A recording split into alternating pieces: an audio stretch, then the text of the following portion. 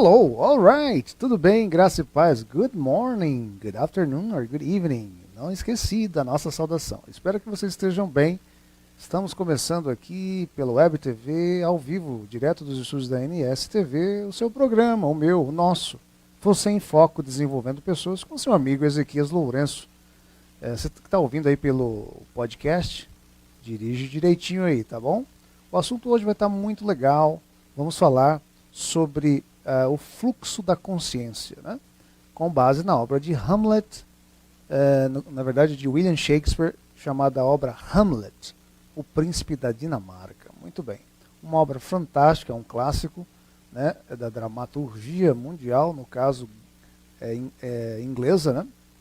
E algo que realmente vai fazer a gente pensar bastante como devemos tratar a nossa consciência, né? Toda a subjetividade que envolve os pensamentos humanos aí, né? Esse programa, eu sempre digo, tem o objetivo de trazer conhecimentos de formas variadas, né? Com diversas roupagens, seja em entrevistas, em debates, em aulas, né? Em palestras, para que nós possamos discutir a vida, crescermos enquanto pessoas, a fim de que possamos evoluir, porque nós seres humanos somos seres inacabados, né? Somos seres em desenvolvimento, como já dizia o educador Paulo Freire. Bom, eu quero basear esta reflexão nas Sagradas Escrituras, né? E fazer aqui alguns apanhados teológicos, filosóficos, com base nessas literaturas que a gente sempre trabalha, né? Nós vamos falar sobre a biografia de William Shakespeare, né? Depois vamos tratar um pouco sobre essa tragédia, como ela ocorreu, qual o objetivo dela, quais são os seus personagens principais, a sua trama. Vamos então trabalhar aí o assunto fluxo de consciência, né? E vamos dar prosseguimento aí. Faremos, obviamente, em meio a isso, né, logo na introdução, aí uma leitura das Sagradas Escrituras, tá ok? Então compartilha aí com seu amigo, já manda lá um WhatsApp, tá? Você que recebeu aí um direct aí, você que recebeu um compartilhamento, já dá uma olhadinha, gostou do conteúdo, já compartilha aí com seu amigo, compartilha aí com seu colega, na sua fanpage aí, enfim, faça uma divulgação desse trabalho, porque esse trabalho tem o objetivo de enobrecer e melhorar o ser humano, ok? Gente, eu quero ler com vocês o livro dos Reis, né, dos Reis de Israel, capítulo 18, versículo 21, o primeiro livro dos Reis. Um episódio aqui do profeta, o grande profeta Elias.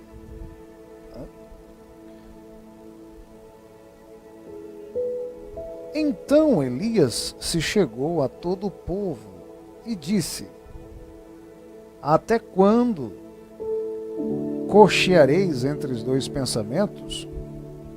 Se o Senhor é Deus, segui-o, e se Baal é Deus, segui-o.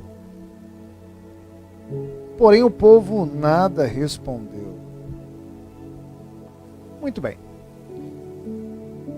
Nós estamos aqui perante um texto clássico das Sagradas Escrituras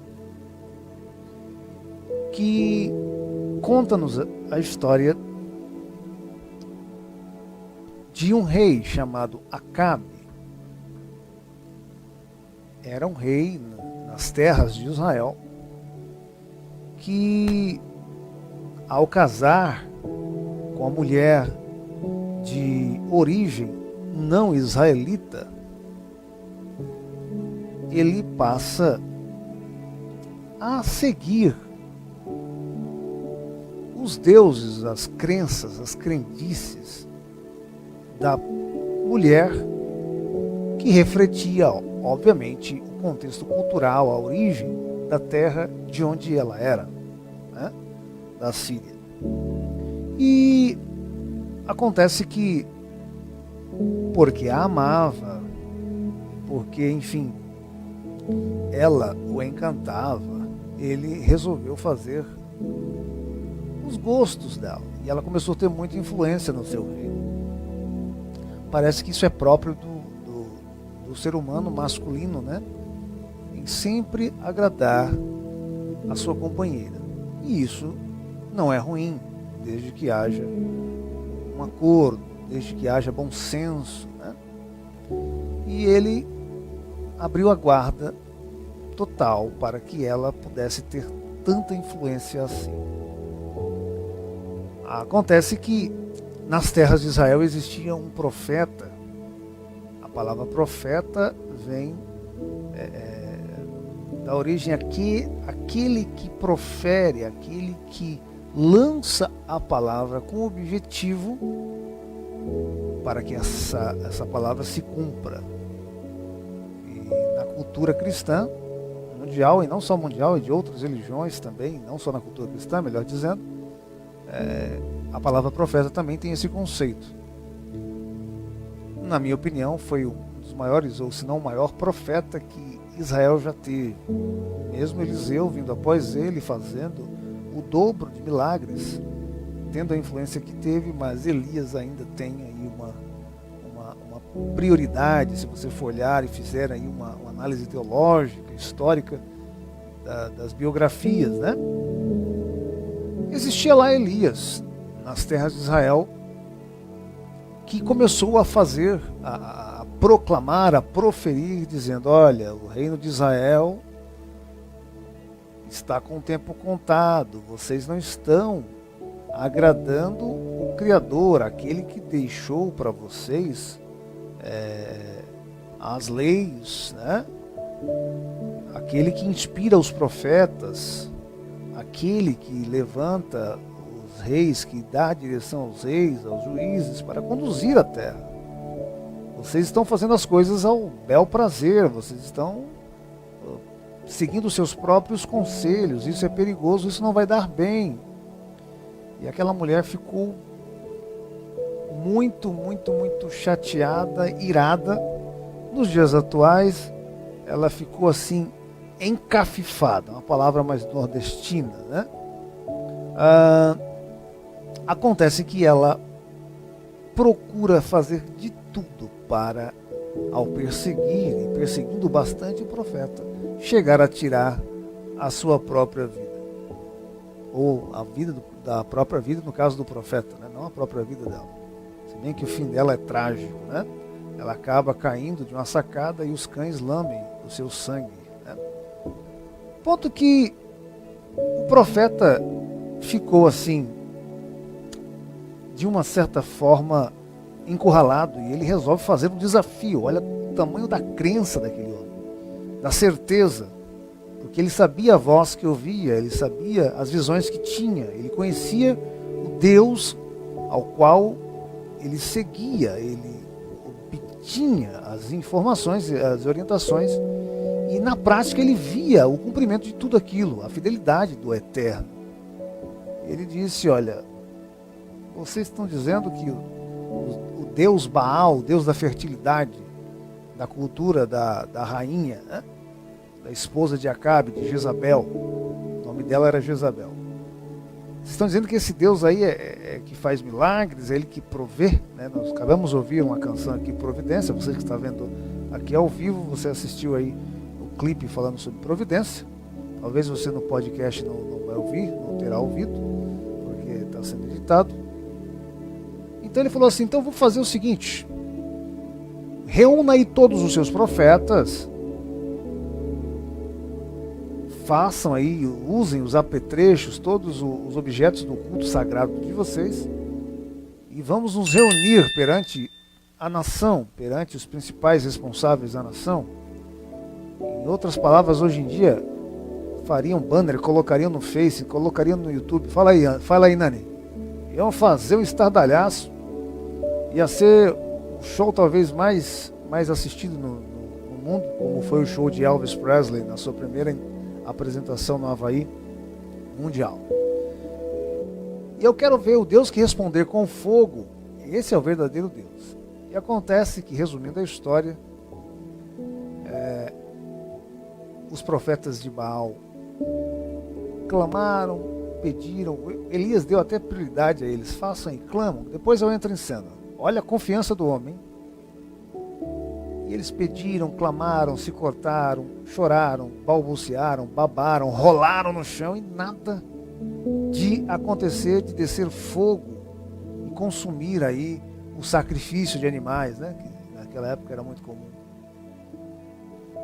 E aí, segundo os teóricos, os teólogos, os estudiosos das Sagradas Escrituras, quando Elias entra em cena, apenas 30 segundos durou a palavra de oração que ele profere ao Eterno. E imediatamente após 30 segundos, quando Elias clama ao Deus pedindo para que ele mostre quem era o verdadeiro Deus perante o povo, perante os profetas, as Sagradas Escrituras dizem que desceu fogo do céu, meu amigo, e comeu, queimou, assou, torrou todo aquele holocausto. É claro que eu estou usando aqui uma figura de linguagem mais forte, mas o fogo desceu e consumiu o holocausto. Só que Elias havia feito aí um desafio, ele era audacioso, ele falou, coloque água ao redor, porque o Deus que responder com fogo, esse é o verdadeiro Deus. Ele já tinha tido o exemplo de ter queimado, pedido ao Eterno, e 50 homens do exército dela, porque a rainha tinha mandado o exército para matar ele. Esses homens já haviam sido queimados, então ele já tinha tido a experiência. E agora nesse episódio ele falou, até a água que tiver aí nesse rego, né, nesse sulco aí ao lado do sacrifício vai ser lambida. E não é que aconteceu, rapaz. É um fato histórico, né? Está nas Sagradas Escrituras. E depois ele chega no povo, ele fala, vem cá. Na verdade, ele faz isso antes, né? Foi lá no Monte Carmelo, um monte de lugar elevado para que todos pudessem ver esse episódio, esse desafio.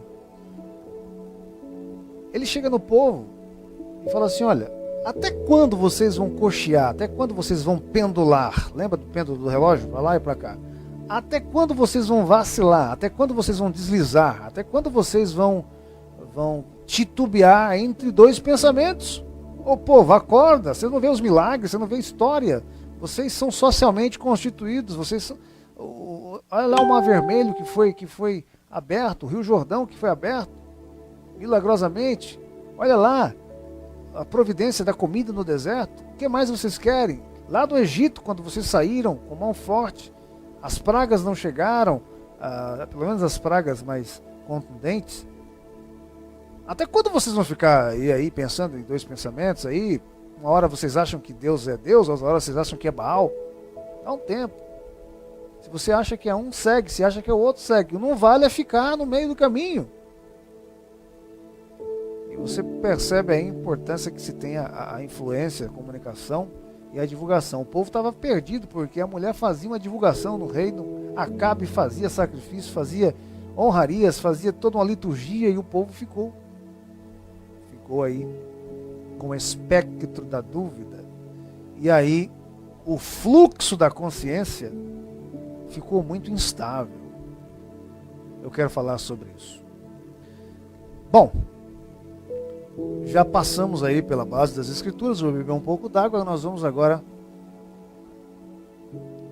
falar sobre William Shakespeare. Eu não podia falar de literatura aqui já há bastante tempo, né? Praticamente estamos indo para 6 meses ou mais, né, Nani? No ar aqui com vocês, eu não posso deixar de falar sobre William Shakespeare. Pedir para o nosso técnico aí colocar a imagem dele, a imagem que se tem dele. William Shakespeare foi dramaturgo, poeta e ator, nasceu em abril de 1564, morreu também no mês de abril, me parece que dia 23 ou 26 de 1616, ele é portanto do século XVI, mas alcançou o século XVII. Ele nasceu, viveu, atuou em Stratford-upon-Avon, Inglaterra.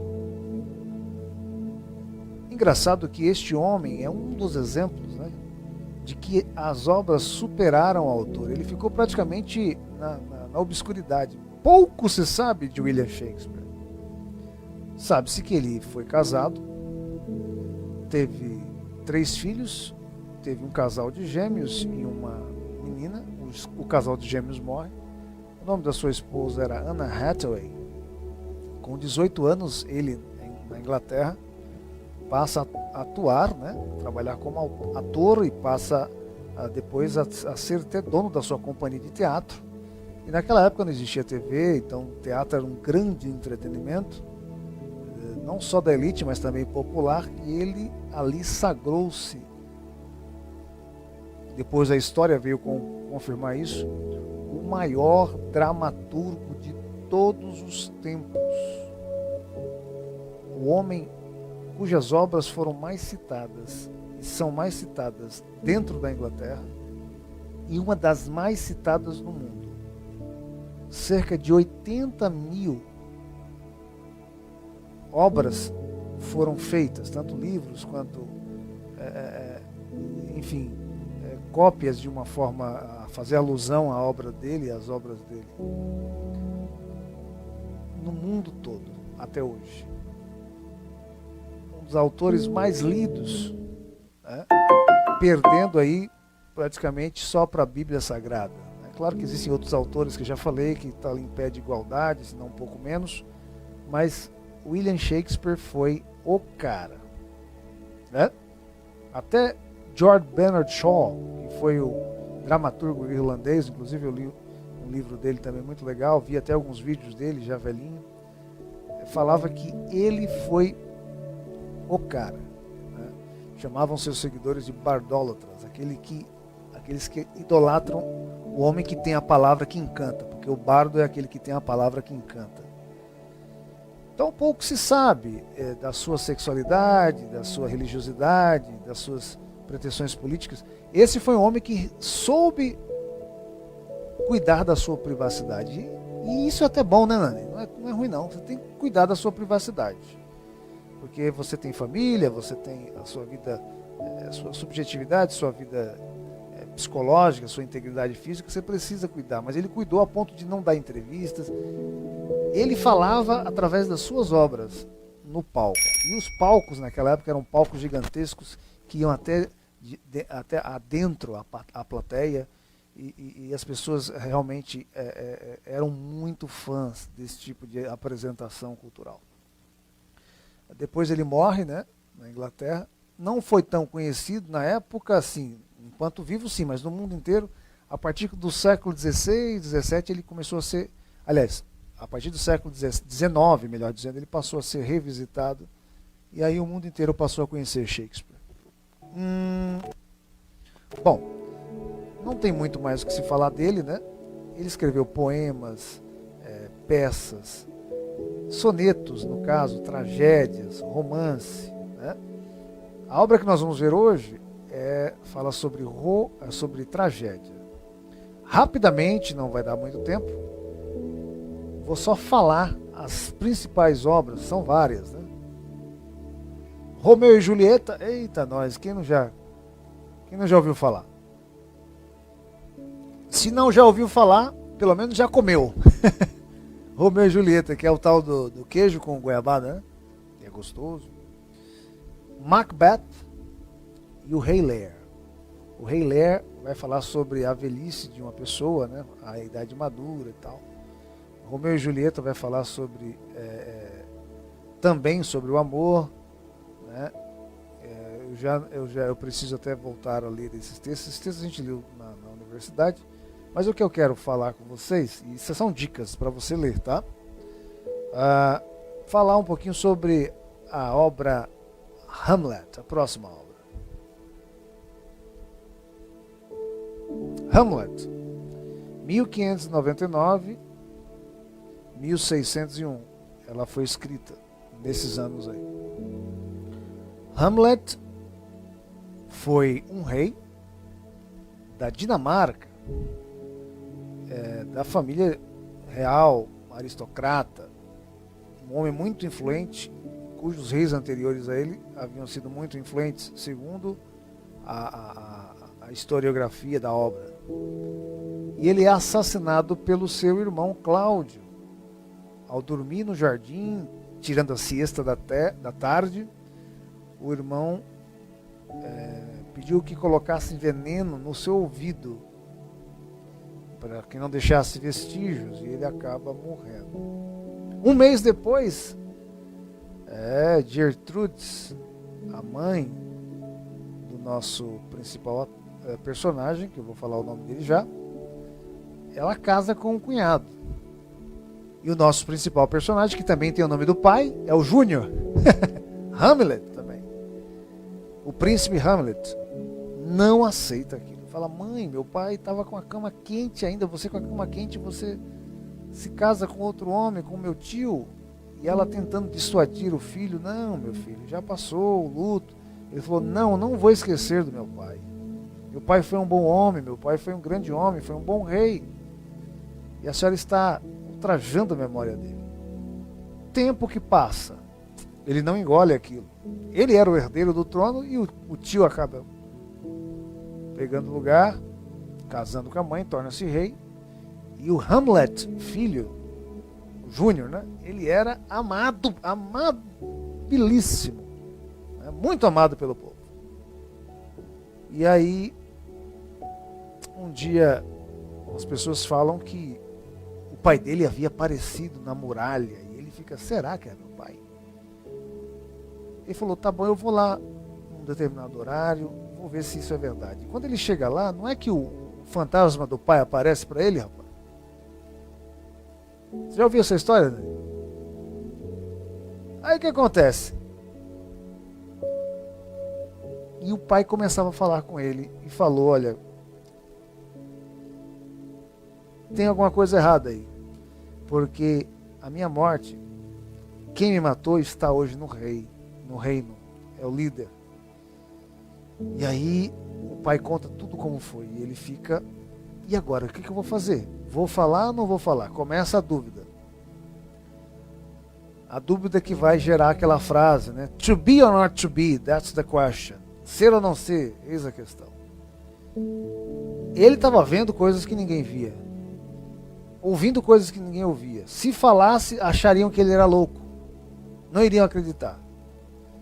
E também, se ele trouxesse acusações contra seu tio sem prova, ele seria morto. Ele ficou na encruzilhada. Aí sabe o que o homem faz? Ele se faz de louco. Já que vou me achar louco, eu vou me fazer de louco. E começa a tentar achar respostas, né? Jogando um verde para colher maduro. E enfim, ele acaba ficando louco também. Assim, ele passa-se por louco o tempo todo, mas, por exemplo, Ofélia, sua namorada, fica louca, porque Hamlet acaba cometendo assassinatos, mata o pai de Ofélia, o Polônio, que era um burocrata do reino da Dinamarca. Ele acaba, no final, matando e morrendo também, né? Porque o Leonard, que é o irmão de Ofélia, que é a sua namorada, o irmão de Ofélia volta da França, ele havia ido estudar lá, né? Muitos pais ricos mandavam os filhos para a França, para universidades naquela época. E ele volta e acaba também assassinando finalmente, né, o cunhado, ou pretendente a cunhado. Ele mata Cláudio, o rei, que tomou o lugar do pai, ou seja, o usurpador. Ele mata o próprio tio. A mãe também morre, ou seja, morre todo mundo. É uma tragédia. Ela é escrita, essa tragédia, no formato de monólogo, ou seja, o próprio ator, no caso a personagem, falando o tempo todo e dando voz às outras personagens. Enfim, mas eu quero aqui pegar o tema fluxo de consciência. Preste atenção, por favor. Comparando-se o episódio de Elias, o profeta, e Hamlet. Elias ouvia do eterno Criador, segundo a tradição hebraica e também cristã, as diretrizes, as orientações, e ele proferia aquelas diretrizes, daí a palavra profeta. Então ele tinha uma via espiritual totalmente subjetiva, desenvolvida. Né? No caso de Hamlet, Nani, ele passou a ter também aquilo que popularmente as pessoas podem chamar de sexto sentido, ou visagem, né? Ou visões. E lá no populacho por aqui o pessoal fala, tá ficando louco, tá vendo coisa, tá vendo vulto. Né? Só que de um lado você tem um profeta que soube lidar com esse fluxo de consciência, canalizou e a coisa aconteceu. O fogo caiu, consumiu o holocausto. Agora do outro lado você tinha um príncipe, nessa obra fictícia, é óbvio, né? Que ele, o tempo inteiro, se você for olhar essa obra, ele tinha dúvidas o tempo todo, dúvidas. E aí isso levou à morte de todo mundo que estava ao lado dele, das principais pessoas, e a sua própria morte. Tem um episódio quando ele cria uma peça, né? Aliás, esse episódio é conhecido como uma peça dentro da peça, porque Hamlet foi uma peça e o autor Shakespeare criou uma peça dentro de Hamlet.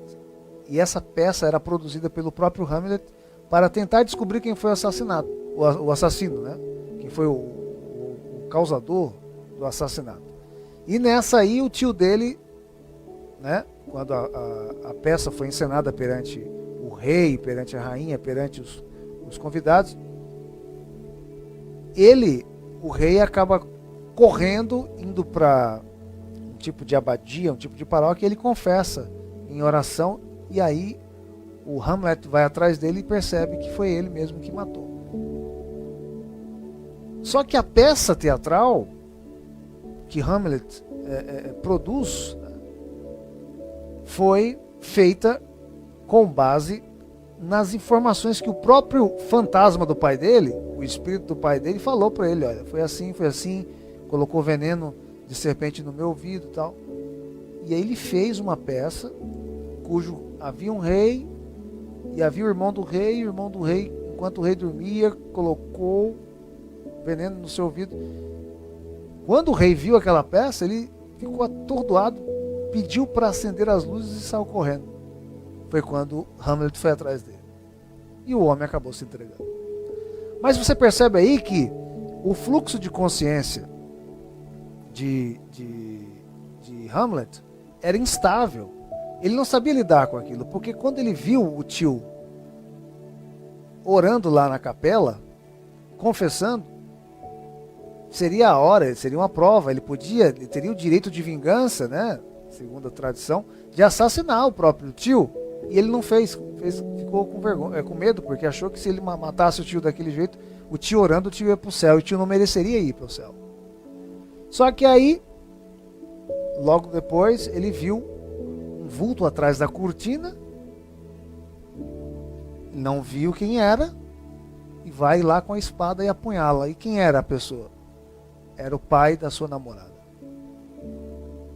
E aí desandou toda a família. Então o que acontece? Na hora que ele tinha certeza, ele não agiu. E na hora que ele não tinha certeza, ele agiu. Então ele não soube lidar com o fluxo de consciência. Eu sempre disse isso e continuo dizendo que a nossa consciência não precisa ser nossa inimiga. Bom, ela não é nossa amiga, mas ela não precisa ser nossa inimiga. Nós precisamos saber lidar com ela. A instabilidade no fluxo de consciência, esse cocheamento, esse pendular, traz muito mal, ou muitos males à sociedade. Vamos ver o primeiro mal, dos 3 aqui que eu separei, e a gente já termina. Você está vendo aí, você que está assistindo, você que não está pelo podcast, você está vendo um crânio aí, de um cadáver humano, de um esqueleto humano, melhor dizendo. E nós temos aí a frase, o fluxo da consciência e o suicídio.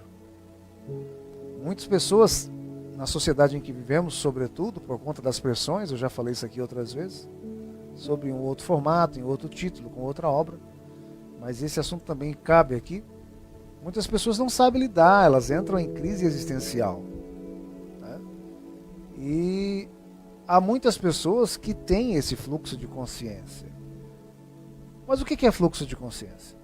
O fluxo de consciência cabe na instabilidade. Ele é uma instabilidade, uma não linearidade no modo de pensar, no modo de ver a vida, e tem a ver com a não logicidade da vida. Ou seja, a vida não tem certos episódios, ao ver, a visão dessas pessoas não tem lógica.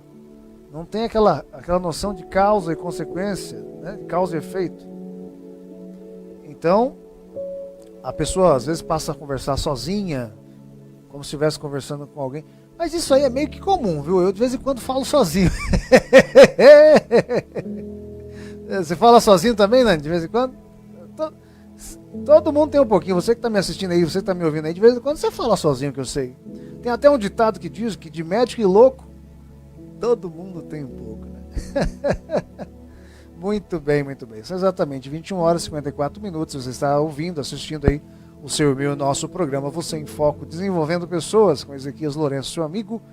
O objetivo desse programa é trazer ferramentas, no caso o conhecimento como ferramentas para tratar e aperfeiçoar o ser humano na experiência da vida. Quero mandar um abraço para Luciene Arruda, Zenilda Dias, Lúcia Barcelos, e tem muito mais nome ali, a barrinha triga está pequena. É que a gente não tem tempo de falar com todos, mas deixa aí sua mensagem. Tem bastante gente deixando mensagem aí. Então o que acontece?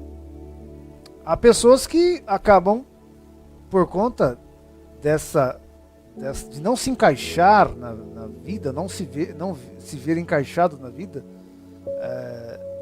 pensam tanto fora da caixa, que essa é uma frase, até uma expressão recorrente, que infelizmente acabam tomando essa atitude. Isso é um mal do fluxo de consciência. Aliás, ali está escrito o fluxo de Conceição, né? Eu errei, gente, não é fluxo de Conceição, viu? É o fluxo de consciência, tá? Vamos ao próximo slide.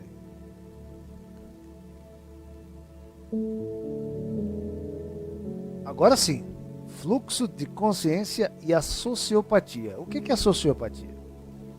A sociopatia é uma doença que uma pessoa tem de ela não se encaixar na sociedade e ela usar de meios para fazer mal ao próximo.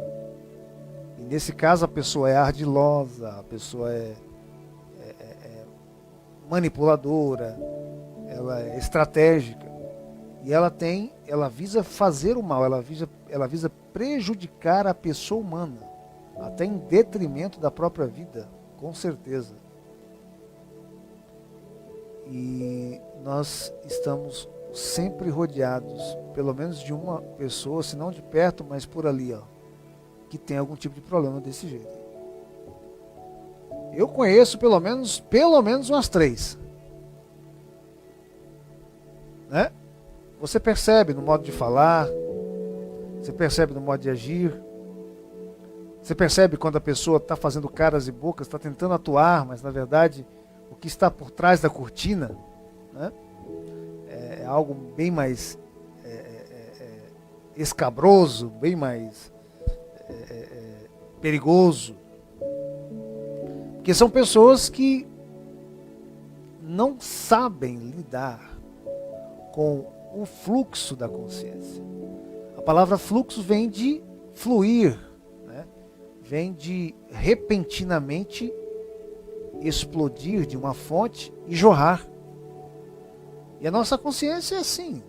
Ela está ligada aos nossos pensamentos. Você percebe que você está num lugar, você está pensando numa coisa, daqui a pouco você está pensando em outra que não tem nada a ver, daqui a pouco a sua mente vai lá para a Bahia, lá para a terrinha, né?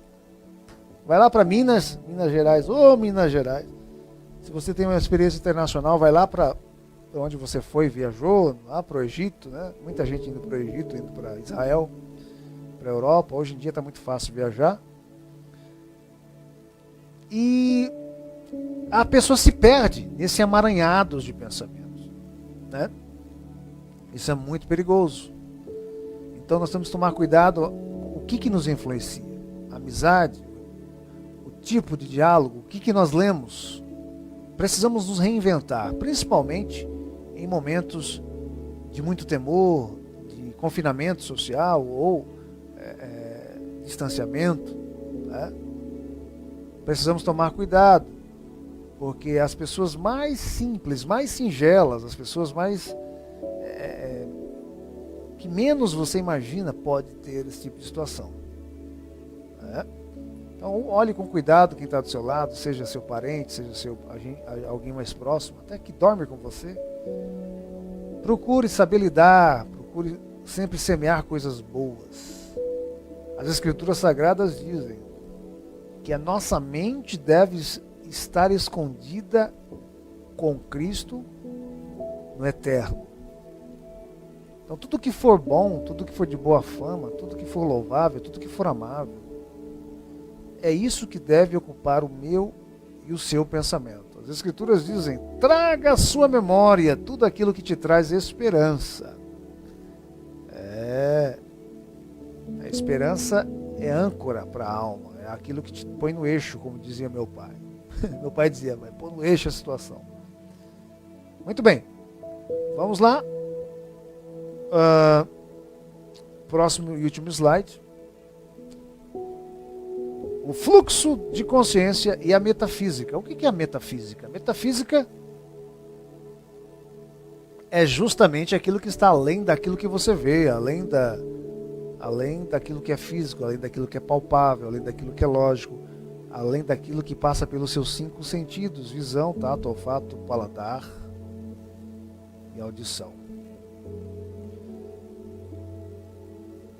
As pessoas que têm um fluxo de consciência muito evoluído, de alguma forma elas veem aquilo que nós não vemos.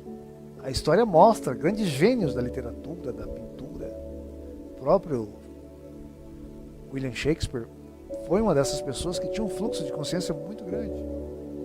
Albert Einstein, Salvador Dalí, tantos outros. Na Bíblia Sagrada você tem Moisés, o próprio Elias, que nós falamos aqui, Jesus Cristo, Paulo, Pedro, Tiago e João, quando foram com o mestre ali, tiveram uma visão ali, tiveram um grande fluxo de consciência. Como nós devemos relacionar o nosso fluxo de consciência com a metafísica? Há coisas que você sabe, há coisas que você vê, que as pessoas vão dizer que você é louco. Eu já disse isso algumas vezes, antes de ser decretada a pandemia, foi o ano passado, no dia 19 ou 20 de dezembro,